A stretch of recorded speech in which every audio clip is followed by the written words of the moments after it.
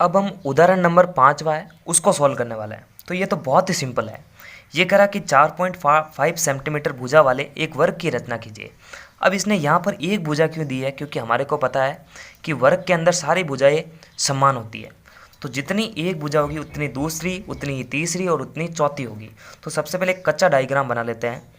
तो देखो इसमें क्या करेंगे, पर कच्चा डायग्राम वर्ग वर्ग बनाना आपको आना चाहिए, ठीक है।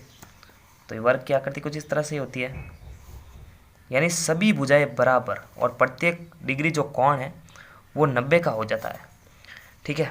तो इसको वर्ग ही मानना आप। कच्चा चित्र ए बी सी डी, ये सारे कोण बराबर है, 90 डिग्री, 90 डिग्री, ये भी 90 और ये भी 90, ठीक है। प्लस सारी भुजाएं समान, यानी 4.5 सेंटीमीटर ये भी है, तो इसके बराबर ये, इसके बराबर ये और इसके बराबर ये। तो ये तो हो गया एक कच्ची आकृति, ठीक है, कच्चा चित्र।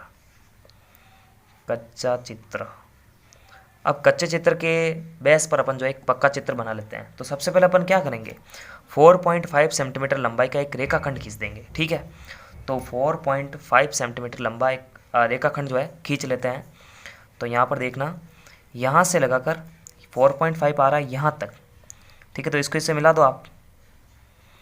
अब आपको करना क्या है, प्रकार की हेल्प लेनी है और दोनों पर 90 डिग्री का कोण बनाना है, क्योंकि 90 डिग्री का कोण बन रहा है ना दोनों बिंदु पर। तो यहाँ पर आपको अपना प्रकार लेना है और उसमें आपको पेंसिल डालनी है, लेकिन यहाँ पर आपके लिए चित्र अच्छा बने इसलिए मैं पेन का यूज़ कर रहा हूँ। लेकिन पेंसिल का यूज इसलिए किया जाता है ताकि कोई गलती हो जाए तो हाथों हाथ उसको रफ किया जा सके, ठीक है। तो फर्स्ट आपको किसी भी एक साइज़ का प्रकार है उसको ओपन कर लेना है, इसको के अंदर मानना है, ठीक है। फिर एक चाप इस तरह से लगा देना है। फिर क्या करना, इसको यहाँ पर रखना है चाप को, फिर एक कट, फिर इसी को यहाँ पर रखते हुए आगे बढ़ना है और इसी चाप को जो है वापस एक बार ध्यान देना है, ठीक है। इसी चाप को यहाँ पर सेकंड आर्क, ठीक है। फिर इसने यहाँ पर प्रतिच्छेद किया तो इसने यहाँ पर एक कट लगा देना है। तो यहाँ पर 90 डिग्री के कोण की रचना हो जाती है। तो ये बिल्कुल सीधी आएगी। अब इसको डॉट में मिलाने की आवश्यकता है ही नहीं, इसको कंटिन्यू थोड़ा सा आगे की तरफ बढ़ा दो आप, ठीक है। कंटिन्यू थोड़ा सा, इतना ही कि 4.5 सेंटीमीटर का एक चाप कट जाए। तो देखो ये 4.5 सेंटीमीटर ये भी होगी। तो देखो कैसे करेंगे, तो यहाँ पर 90 डिग्री बन रहा है, इसका मतलब देखो कैसे कि यहाँ पर अगर 90 डिग्री का कोण बन रहा है तो यहाँ पर भी बनना चाहिए। तो सेम प्रोसेस से यहाँ पर भी एक 90 डिग्री का कोण बना देंगे। तो इसको के अंदर मानो आप एक कट इस तरह से। देखो इसको प्रकार को पकड़ने का जो तरीका है वो आपको बिल्कुल एकदम सावधानी से होना चाहिए, क्योंकि प्रकार कई बार जो है स्लिप करता है आपके हाथों से, तो इससे डायग्राम में प्रॉब्लम आ सकती है। वापस एक बार मैं देख लेता हूँ, ठीक है। इसलिए आपसे बोलते हैं कि पेंसिल का यूज़ करो आप, ताकि गलती हो जाए तो हाथों हाथ उसको करेक्शन किया जा सके, ठीक है। तो 90 डिग्री का कोण तो कैसे बनाते हैं ये आपको समझ में आ जाएगा, ठीक है। ये तो आना ही चाहिए आपको। तो यहाँ पर 90 डिग्री का कोण तो बन चुका है। अब हम क्या करेंगे कि ये 4.5 सेंटीमीटर का मतलब रेखाखंड होगा BC। पहले इसको नाम भी दे देते हैं अपन, 90 डिग्री है, इसको A नाम दे दो, इसको B, और ये 4.5 सेंटीमीटर। अब ये वाली भुजा चाहिए तो हम क्या करेंगे, 4.5 सेंटीमीटर का चाप काट देंगे। तो इसको यहाँ से यहाँ तक माप लो, B को केंद्र मानो, एक चाप ऊपर की तरफ, वापस A को केंद्र मानो, एक चाप ऊपर की तरफ। तो दो चाप मिल चुके हैं और चाप मिलने के साथ ही दो कटांग बिंदु भी हमारे को मिल चुके हैं। तो इन दोनों को एक दूसरे से कनेक्ट कर देंगे स्केल की हेल्प लेकर। तो हमारे पास में एक वर्ग तैयार हो जाता है। तो ये 4.5 सेंटीमीटर ये भी होगा, और चाहे तो इसको ऐसे भी करके बता सकते हो आप, ठीक है। तो यहाँ पर C, यहाँ पर D, और सारे जो कोण है वो 90 डिग्री का कोण ही बनते हैं। तो 90 डिग्री 90 डिग्री। तो इस तरह से एक वर्ग जो है हमारे पास में तैयार होता है। अब रचना के चरण तो आपको आने ही चाहिए। अब हम एग्जाम्पल नंबर 6 है वो भी सॉल्व कर लेते हैं। तो ये हमारे से क्या कह रहा है, क्या एक समचतुर्भुज ABCD की रचना करना संभव है जहाँ AC और BD दो विकर्ण दे रखे हैं, ठीक है। तो हमेशा आपको ध्यान रखना है, एक समचतुर्भुज की रचना तभी की जा सकती है जब आपके पास में दो विकर्ण मौजूद हो, और ये दोनों विकर्ण हैं, ठीक है।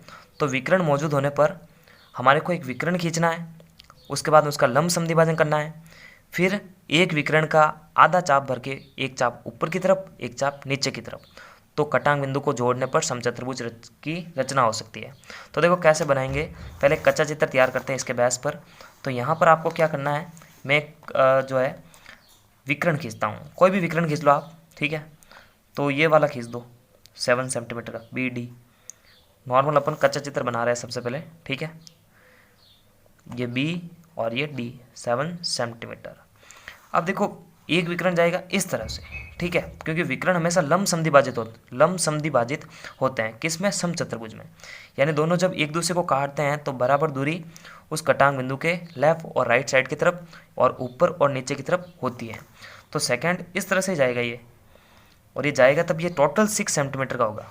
लेकिन इस पॉइंट पर ये 7 का आधा हो जाएगा और यहाँ पर भी 7 का आधा, और इस पॉइंट पर ये जो दूसरा विकर्ण है ना ए सी, वो भी इस पॉइंट पर आधा आधा, यानी 6 है तो यहाँ से यहाँ तक 3 सेंटीमीटर का और यहाँ से यहाँ तक 3 सेंटीमीटर का, ठीक है। फिर एक दूसरे को कनेक्ट करवा देना है।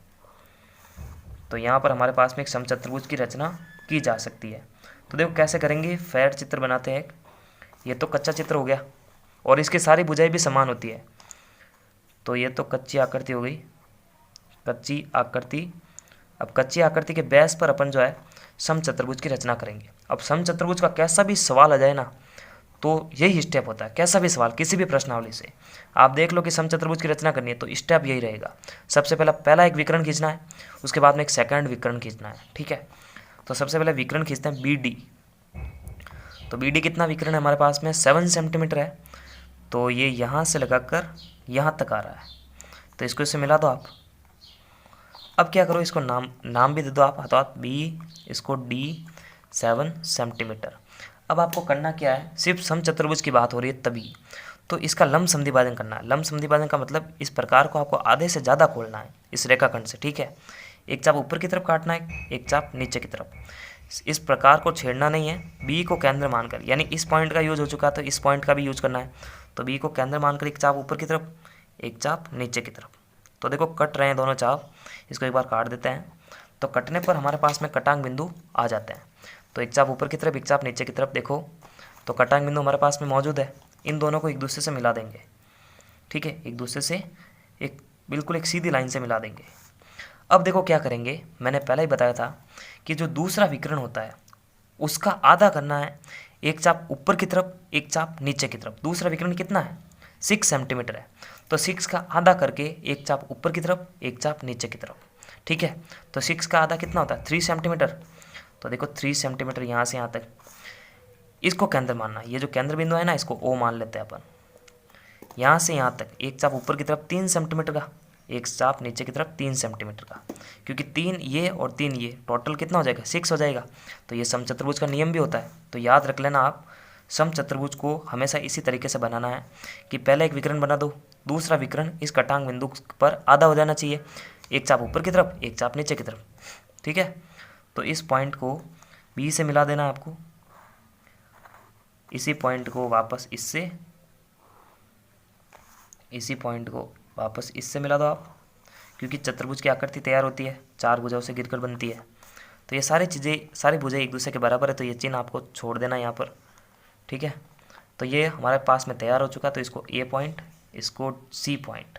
तो देखो ABCD तैयार है, और यहाँ पर ये लंब समद्विभाजक होते हैं, तो यहाँ पर ये 90 डिग्री के कोण की रचना भी करते हैं। तो यहाँ से यहाँ तक 3 सेंटीमीटर है, यहाँ से यहाँ तक 3 सेंटीमीटर है, और यहाँ टोटल 7 सेंटीमीटर। तो ये यहाँ से यहाँ तक कितनी होगी, 3.5 सेंटीमीटर, और ये भी 3.5 सेंटीमीटर। यानी इस पॉइंट पर ये दोनों विकर्ण आधे आधे हो जाते हैं। तो नमस्कार, थैंक्स फॉर वॉचिंग, और पूरे चैप्टर की प्लेलिस्ट की लिंक आपको वीडियो के डिस्क्रिप्शन बॉक्स में मिल जाएगी।